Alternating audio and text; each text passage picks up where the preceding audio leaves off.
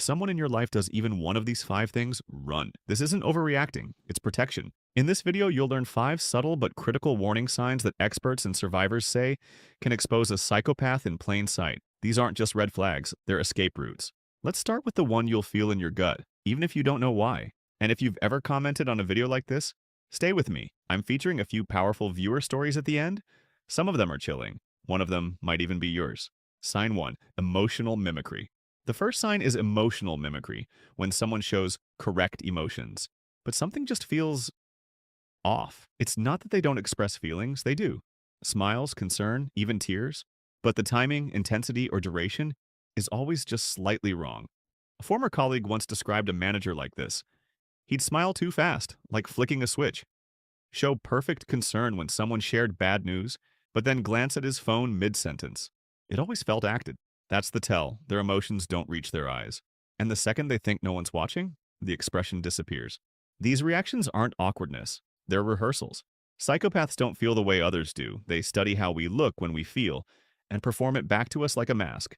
You don't consciously spot it at first, but your instincts do. That unease? Listen to it. And here's where things start getting slippery. What if someone's entire backstory changes depending on who's listening? Sign 2, the shifting biography.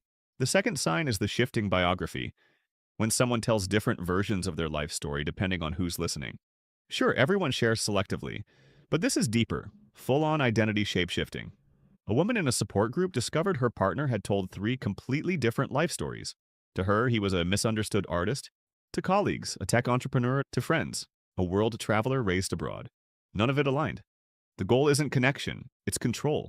They tailor each version to mirror what the audience admires or pities. Childhood trauma, prestigious jobs, epic heartbreak, whatever makes you drop your guard. Ask questions, and the story shifts again. Or they deflect with charm, jokes, or fake vulnerability. This isn't privacy. This is tactical manipulation. Constructing a persona just convincing enough to make you trust the mask. Honestly, by the 3rd version of their traumatic childhood in France, you start rooting for the plot twist. But it's not just what they say, it's how they react when others are suffering that reveals the real mask. This next sign is the one that made my jaw drop when I first saw it in real life. Watch closely. It's chilling. Sign 3, the distress disconnect. The 3rd sign is the distress disconnect, when someone reacts to pain, tragedy, or suffering with curiosity instead of empathy. Most people instinctively mirror distress.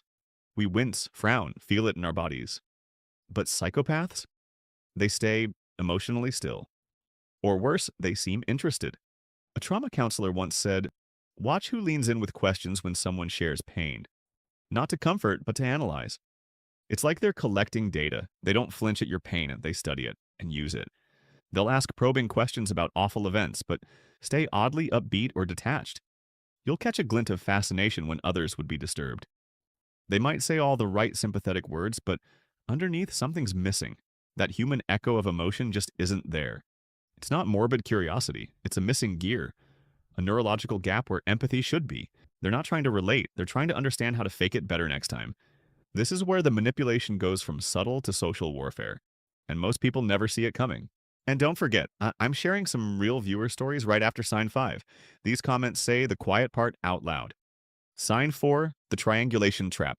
The 4th sign is the triangulation trap, when someone deliberately creates conflict between others while positioning themselves as the calm, trustworthy middleman. It starts subtly.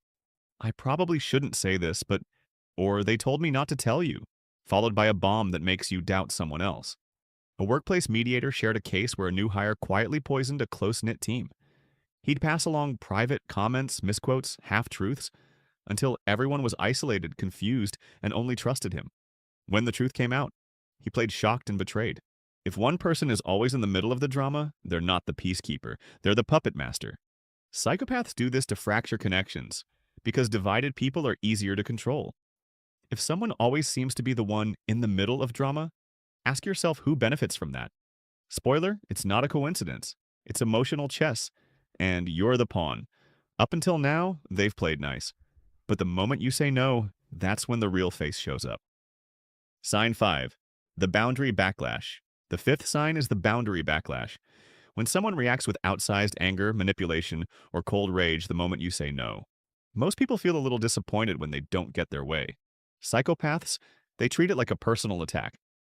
A therapist recalled a client whose charming new partner flipped instantly when she refused a last-minute request. He went from affectionate to vicious in 5 seconds, she said. No conversation, just instant devaluation. This is the mask slipping. You're no longer useful, so they punish you with guilt, silence, insults, or sudden distance. Pay attention the first time you push back. That reaction? It's the real them. This isn't hurt feelings. It's the rage of someone who believes your boundaries are an inconvenience, not a right. Say no once, and you'll see exactly who they are. These signs aren't just theory, they're patterns people have lived through in real life. And if you've ever commented on a video like this, stay with me. Some of your stories are featured here. What people have survived is chilling. Featured comment 1, from at KPF 2014. Was married to this very young for 32 years. Red flags the whole time, but he was taught to fake empathy. Turned on tears, Jekyll/Hyde. Destabilizing. They can smell empaths like a predator. We have to empower and educate our youngest and all of society. People do not believe that their heroic neighbor really is this person. This story stuck with me because it shows just how long these dynamics can last. Decades. Faked empathy, manufactured vulnerability, even tears. All tools to destabilize and control. And she's right. We need to stop picturing psychopaths as strangers. Sometimes they're the people others admire most. Featured comment 2, from at Brian Saditsoy must be true 206. So many broken people out there in 2025. Be careful who you let into your life. There's a hard truth here. Being broken and being dangerous aren't always separate things. Some people heal, others harm. In an age where emotional masks are common, learning to listen to your gut and protect your peace isn't just smart, it's survival. Pragmatic Principles posts 2 to 4 videos per week with practical tools you can actually use. So subscribe and turn on notifications to make sure you don't miss our videos. And if this video helps, hit like and drop a comment below. Which of these 5 signs have you ever seen before?